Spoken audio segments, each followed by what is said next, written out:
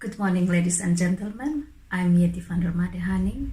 On behalf of CCD-NL Board of Directors, interns, and volunteers, I would like to welcome you to the webinar today.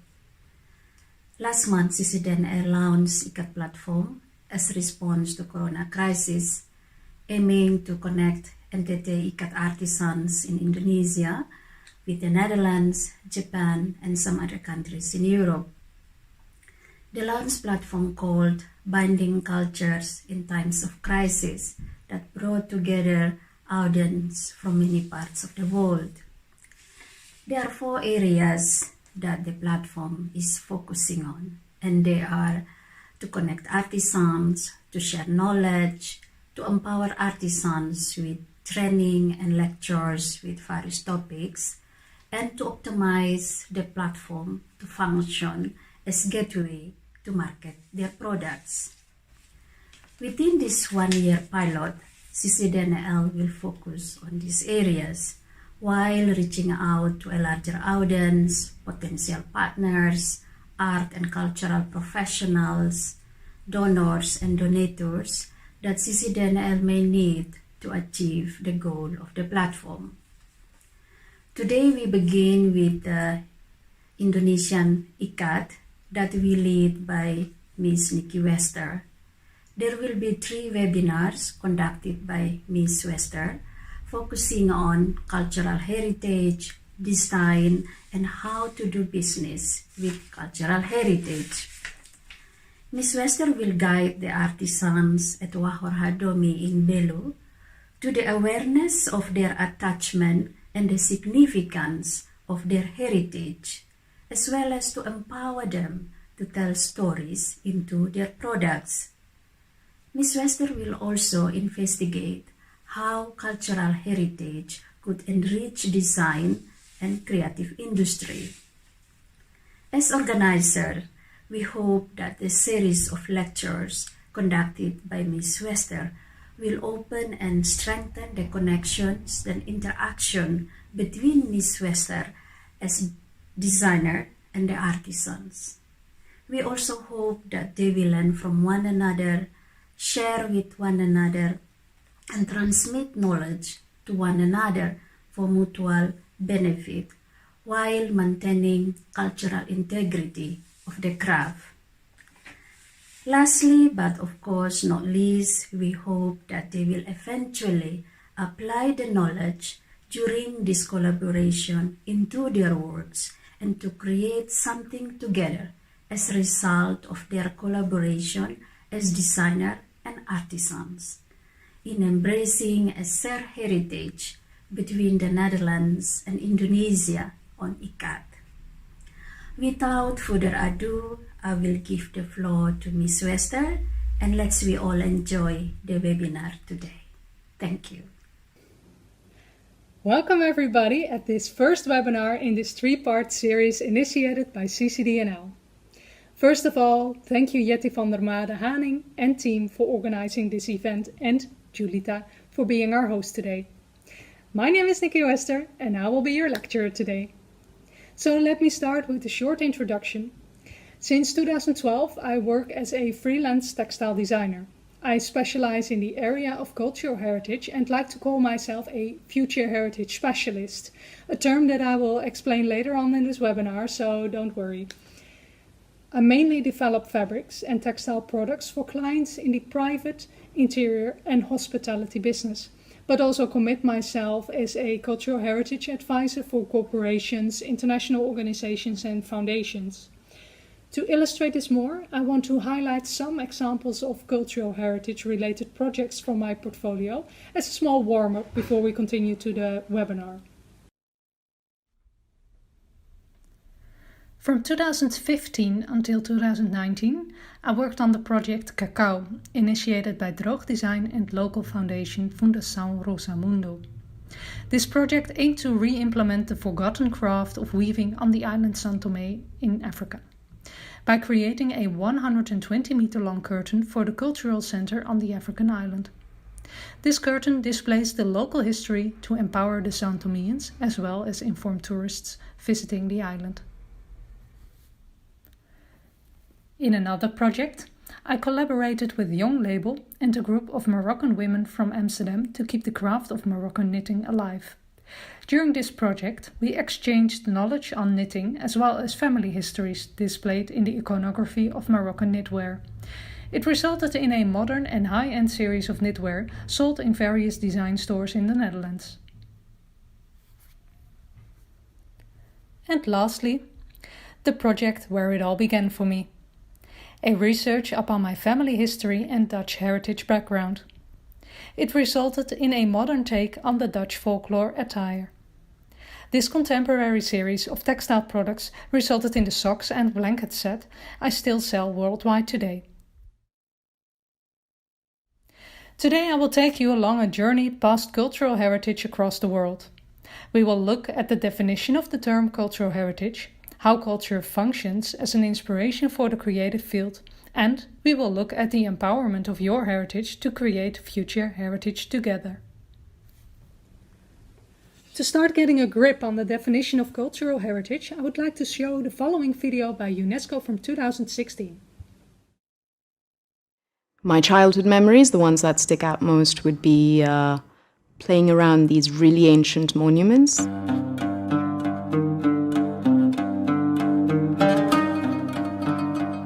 It's a legend, you know. You see pictures of the Grand Canyon. You see terracotta. It was built by the first Chinese emperor Qin Shi Huang. There's something they call yodeln. I can't do that. It's just a funny voice they do. I don't know. I cannot do that. There's something called the Charminar in old city of Hyderabad, and you have the sun here, which means light up the darkness. Light up the darkness, because in my country also we have a lot of things about like spirits. Malambo. Guys do one thing and girls we do another things. We dance in couples and girls we used to do like this and we dance in a way and another. I have been there. Oh my God. By that time it was the empires, the invaders who came and left and went, and Baalbek stayed. The statue, just the same as the human being, the soldier, the horse, the chariot. You're sitting there on the canyon and literally like your feet are dangling. You get all of these incredible colors on the canyon and bouncing off the canyon. There's nothing that can prepare you for that. It's a structure that every Hyderabadi of every thread is proud to say that's a monument that symbolizes the city. I don't know if you heard about Mami Wata, but you can look up. It's like a big god in the river that protects us and whatever. All this, it makes Baalbek not a Roman piece or a Greek piece or a Lebanese piece. It makes a place, a site where all the world is there. قلعة حلب لما فتت علي أول مرة ففتنا على قاعة العرش اللي كان يقعد فيها صلاح الدين. إنه كنت عم ضل نق بالمعلمة تبعنا لأنه كنا رايحين مع مدرسة إنه بدي روح أقعد هونيك بدي روح أقعد هونيك وكذا. فهي ما تخليني. هربت وكنت رح أوصل إنه خلص شفت الحلم قدامي رح يتحقق إنه حفوت حقعد. فبيلقطني السكيورتي إنه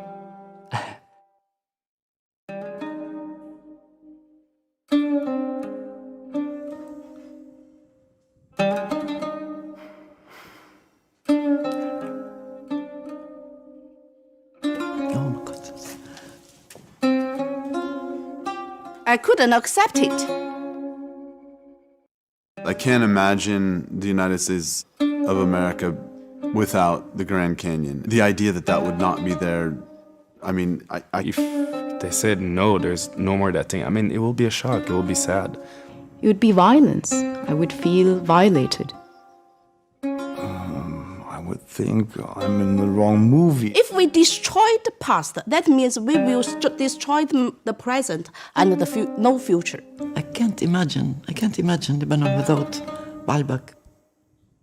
It exists. It will always be there, I hope. إنه أنت تشوف تاريخك تشوف الأماكن الحلوة اللي كنت بتحبها اللي كنت تزورها اللي كنت عايش فيها كلها صارت ولا شيء ما عادت موجودة يعني هو صعب بس بدنا نصلحه. This video shows clearly how widely the term cultural heritage is and can be used. You hear the people interviewed talk about dance, architecture, nature, singing, art. Officially, a distinction is made between tangible and intangible cultural heritage. The temples and nature mentioned in this video are tangible cultural heritage. And the jodelen that Thomas is talking about and the dance that Priti shows us are examples of intangible cultural heritage. Since UNESCO asked these people to mention only one element of their heritage, they chose one of importance to their country's history, cultural significance, or distinctiveness. You can see these people spark with pride when telling us about their country's cultural heritage. In short, officially, cultural heritage is a collective name for monuments and collections with great cultural historical significance. Both the tangible and the intangible elements combined form the identity of a place, a city, country, or a group of people. But what if a building, a craft or art is considered not to be of any significant importance anymore? Is it suddenly no longer cultural heritage? Well, we can see this happen all over the world. Heritage destroyed during wars for economic benefits or because the next generation simply lost interest.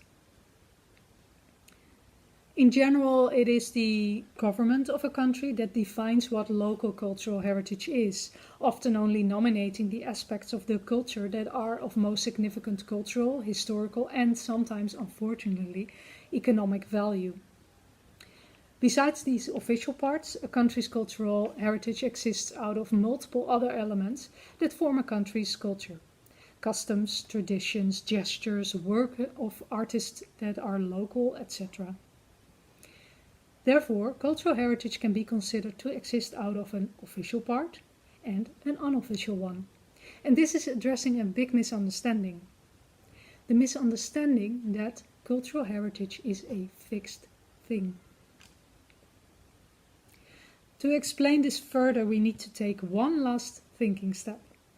It is our ancestors that shaped our current cultural heritage. When time passed, elements of one's history became significant enough to become relevant to the country's history and therefore to become cultural heritage and to be considered as such. See it as an evolution of culture. It is the effort of all the generations before us that shaped our current heritage, and therefore it will be our effort to add and develop this heritage further to create our future legacy. It is essential to emphasize on the words add and develop from my previous sentence, because as Zhang Ping states in the video from UNESCO, if we destroy the past, we will destroy the present and there will be no future. Since society tends to look only at the official part of cultural heritage, it occurs to be a fixed thing, which is understandable when the government defined cultural heritage consists out of old buildings and deceased artists. Thus, it's missing the part where people are empowered and encouraged to participate in shaping the heritage of the future. And this is the point where design can come in. Design origins from many inspirations. There are designers known to work, for example, from a fascination with shape, color, or material. Today, in this webinar, we will take a look upon cultural heritage as an inspiration spinner for design. As said, designers start with a fascination for a specific topic and is almost directly followed by a research upon this fascination. The designer is creating something new with the chosen elements and will therefore strive to make a personal interpretation of the selected fascination. Cultural heritage has many aspects to use as an inspiration. There's history, artistry, material knowledge, and storytelling involved.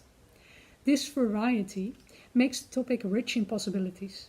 Still, most importantly, and here I refer back to the statement made before, if you consider that cultural heritage is the result of generations adding something of themselves to the existing, it's also allowed to create a new, personal perspective on the current, possibly resulting in a next step in the evolution of cultural heritage, or, as I call it, future heritage.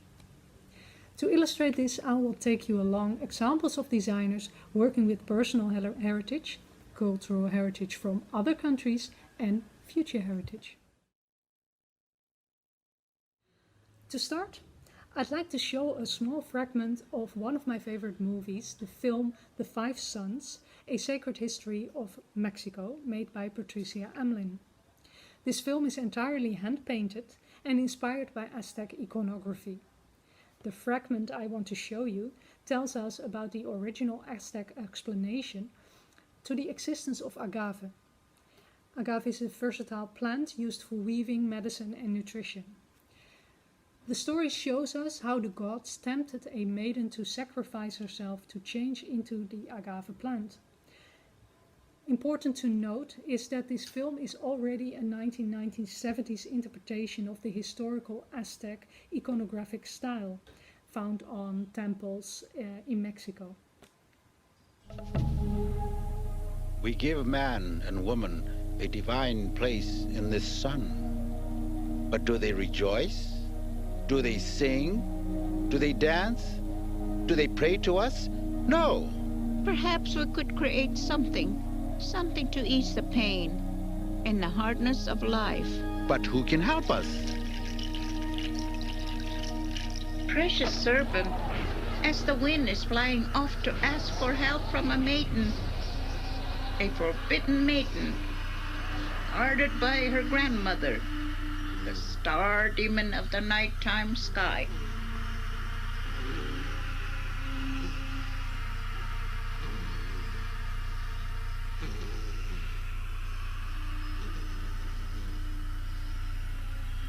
Come with me to Earth.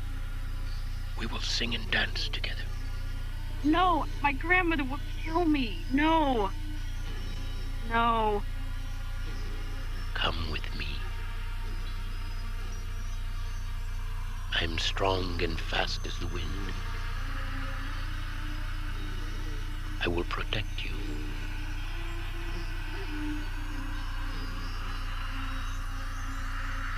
Precious serpent is taking the maiden, my Yawel, to Earth.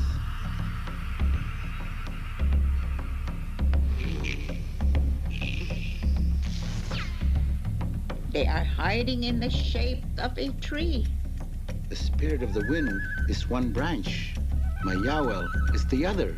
Her grandmother and her star demon will catch them. Why? Let them dance. She must be sacrificed to give woman her tools, her needle, her yarn, and her medicine.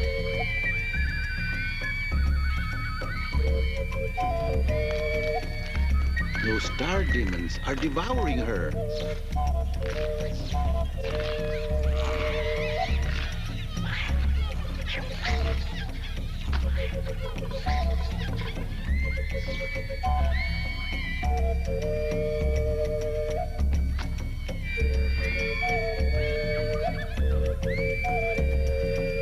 They have eaten her. Now the wind spirit must gather her pieces.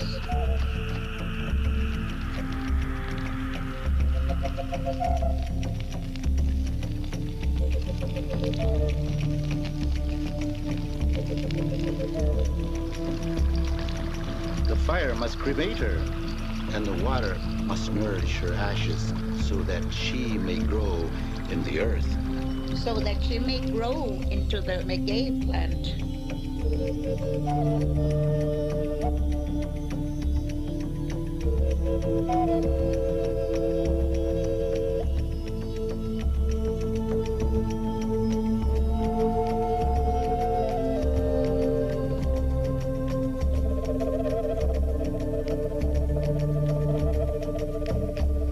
Look, the humans are learning to use her gift. They are learning to weave and make pulque.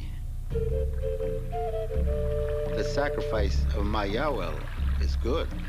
The spirit of Megay gives them yarn for their capes, Megay spines for their ceremonies, medicine to heal, and pulque, the honey milk that takes away pain and warms the hearts of the elders.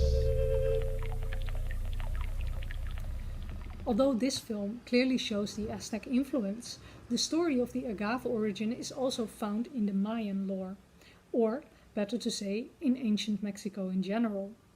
To show the importance of the inspiration of this movie and the traditional story to even today's designers, I'd like to show you 2 examples of designers working with this as an inspiration. Worldwide famous designer Fernando Lapos, a Mexican designer based in London, uses his Mexican background in combination with a fascination for natural materials. With every project, he explores the possibilities of the material and various crafts in a contemporary way. With his projects Pink Beasts, Sisal Sanctum and The Dogs, he explores the characteristics of sisal, fibers from the agave plant. Although he uses ancient techniques to extract the threads from the plant, the methods he uses to create a product out of it are entirely his own, resulting in a modern take on his heritage and the Mexican heritage in general.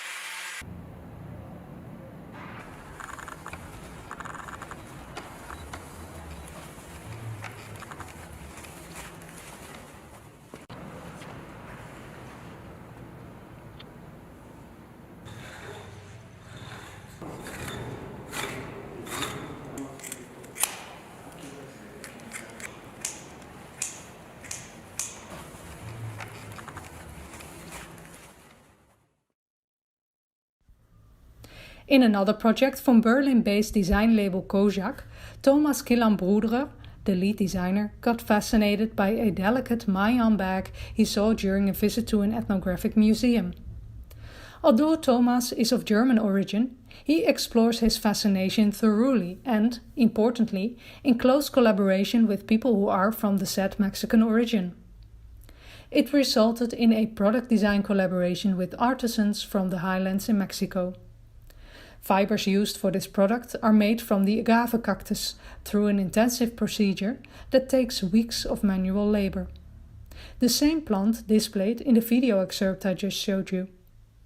This technique used dates back thousands of years and is passed on from generation to generation. By creating this modern interpretation, a step is taken to keep the craft alive. Now we've seen some examples of artists and designers working with Mexican storytelling and cultural heritage as an inspiration. I'd like to also show some examples of Dutch designers working with Dutch tradition.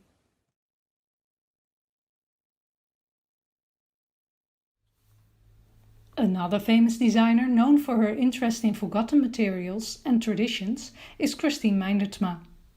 In her project Ook Inside, she made a modern translation on the traditional art style of the small city Hindelopen in the Netherlands. Inspired by this visual style of Hindelopen art and the Dutch tradition on tannic acid, Christine Meindertsma created a series of modern design products. To illustrate the traditional craft, take a look at the following video on Ook Inside, made by Roosje Hindelopen, one of the artisans collaborating with Christine Meindertsma on this project.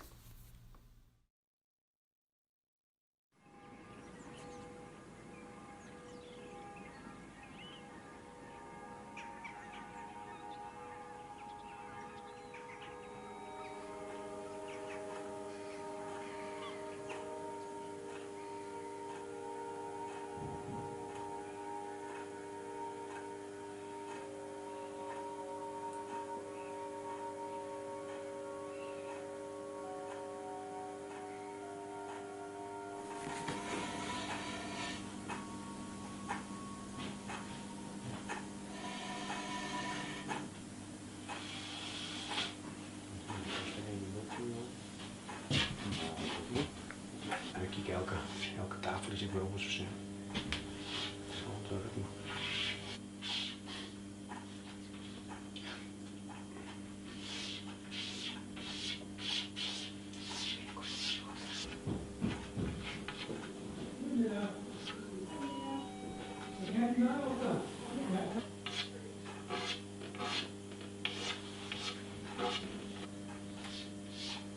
Ik steek je een kroon op, hij steekt de verhaling en dan moet iedereen komen er nog tussen.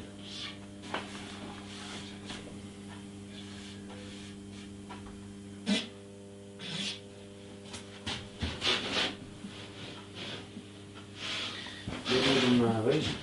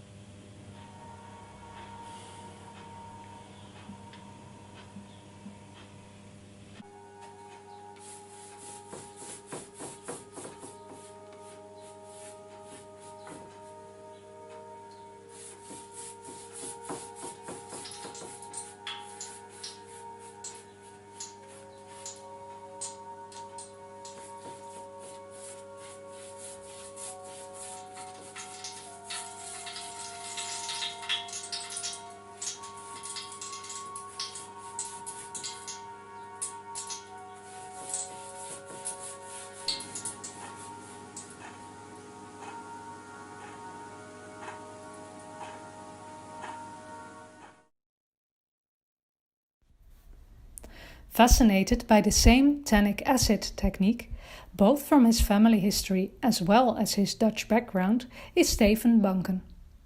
When Steven was a little boy, he was assembling an oak piece of furniture with his grandfather, who was a cabinet maker and blacksmith himself. He told him that you should never use steel nails on oak wood, since it would cause ugly blue circles on the wood. This knowledge, passed on from the older generation to the younger, resulted in Steven using it for his benefit and creating his adaptation on the craft and heritage.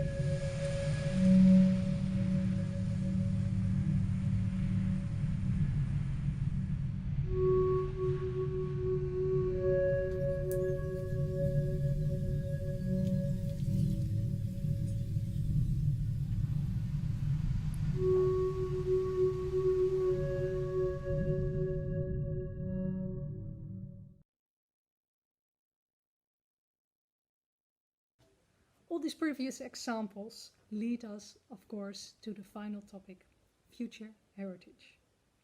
When talking about taking a step forward into creating future heritage, I want to show a recent project of Kenyan fashion designer Sunny Dolat and the Nest Collective by showing a video of their performance during the Ngola Biennale. This was a biennale held at the island São Tomé in 2019.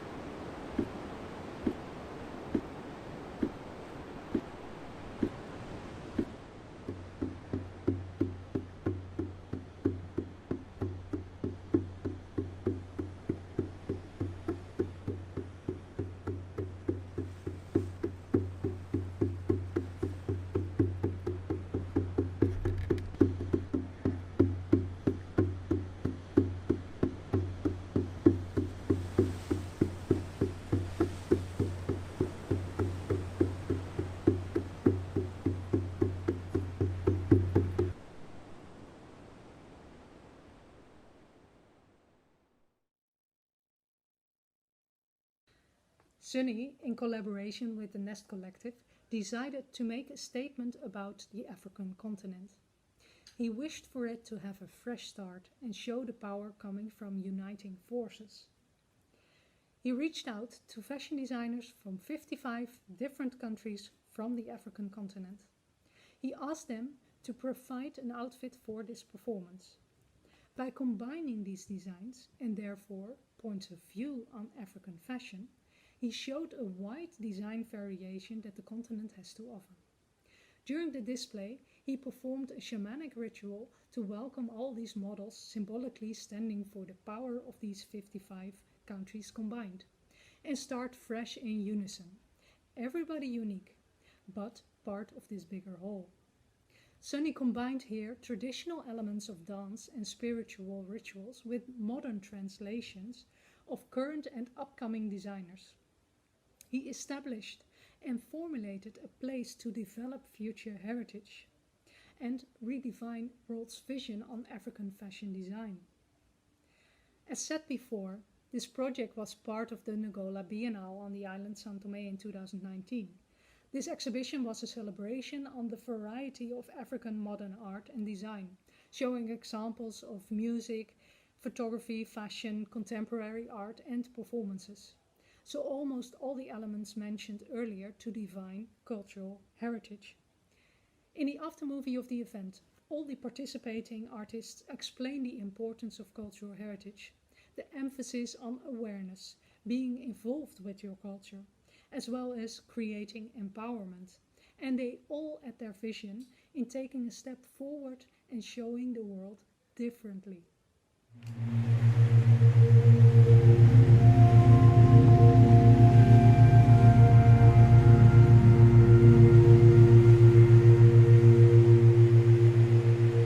Quite defiantly, Africans are defining what Africanness is.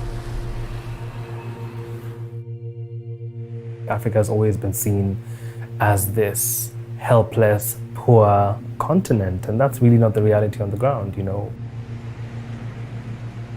We have a massive population of people who are so deeply proud of their heritage, of their culture, and who they are. They stand so proudly in their blackness and their Africanness.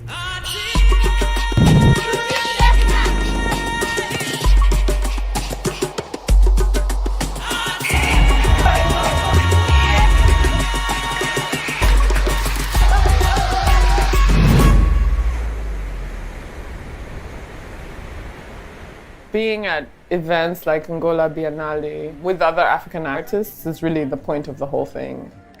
Being an international African is a luxury, and so it's kind of rare that we have an opportunity to get together. It is important for every artist, but especially African artists, to show pride, because hey, we're all very conscious that we're fortunate that our careers are taking place in a context where the world is ready to see what we're putting out, which was not the case a few decades ago. How the party I look so, how the party I look so good in my dress. If you wanna look so, sipping on elixir, spin me Understanding that when I've got a certain perception, or I've learned something, or I've received something, and that I now offer it back to an audience that may be within this continent, that there are going to be conversations and questions around it. And I think that's very important, because then we're having critical discourses within our own setting. I guess for my part, that's why I didn't want to just hire models. I needed to give to the artwork a piece of me, because for me it's really about paying homage. It's something that comes from within. It's not about how colorful it is, it's not about the kumbaya kind of positivity. In that sense, more than say positivity, I say proactivity. You're not waiting for some thinking to come from outside of Africa, for somebody to tell you you are this before you begin to do your own thinking for yourself. You're starting to see Africans holding space a lot more confidently and a lot more unapologetically. And I feel like that's only going to strengthen, which makes me really excited of like the generation that follows us. Once that confidence and esteem has grown and really taken root, what does that Africa look like? And you guys,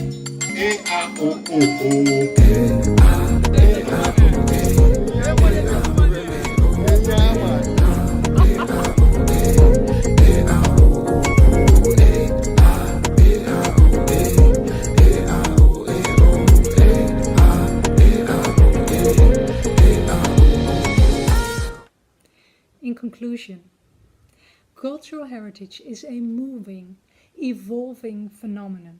It is rich in its versatility. It's a great inspirator when your job is being a designer, teacher, or any other profession in that matter. But most importantly, cultural heritage is alive and therefore not something to ignore or take for granted. Take interest in discovering the past, understanding your present, and take the chance to shape the future. This webinar about cultural heritage for CCD-NL does not come out of the blue. With CCD-NL, Yeti and her team is creating awareness that the beautiful craft of ikat in entity is slowly disappearing. By giving this series of webinar, I hope to empower you in researching, translating and propagate what you find valuable about your heritage. All these 3 webinars will end in the freedom to participate in an assignment, and here comes the first in the series. Please define what your heritage is. Feel the freedom to express it in a story, a sketch, a 3D artwork, or in any form you like to express yourself. Express your heritage as personal as you like it to be. Take a moment to evaluate what is significant to you. Try to start with you and your family. Slowly broaden the perspective to your city and maybe even to your country's cultural heritage. Tips. Dive into your family's history, your country's past, talk with friends, talk with family, talk with the elderly, and look around at significant traditions, products and customs you see happen in your surroundings and maybe did not see before.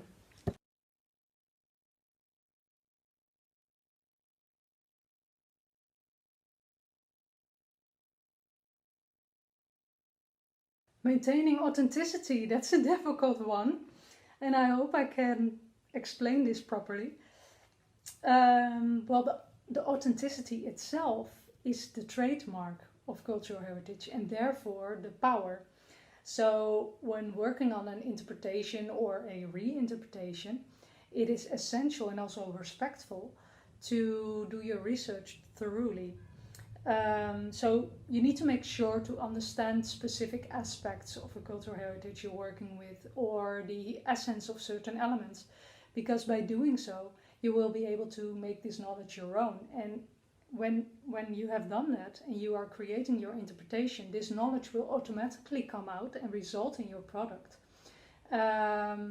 leading to the end result automatically have this essence and this authenticity in it as part of your reinterpretation.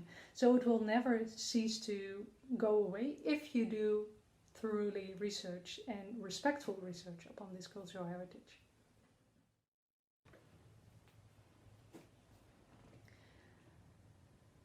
The people's perception, it's an interesting and a true question, because in general you can see an increase of appreciation of cultural heritage when a designer does something with the existing.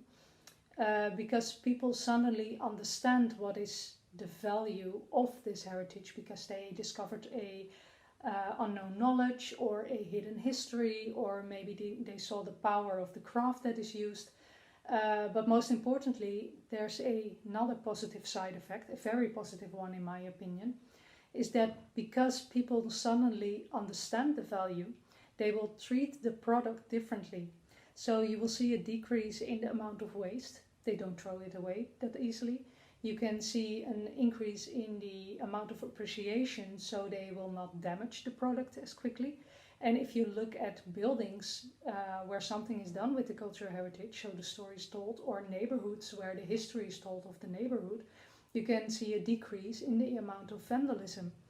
All interesting aspects. So you can also say that there's a certain form of sustainability by revaluation, because you're reducing the amount of waste and you're reducing the amount of vandalism, so you make sure that the cultural heritage will stay alive longer.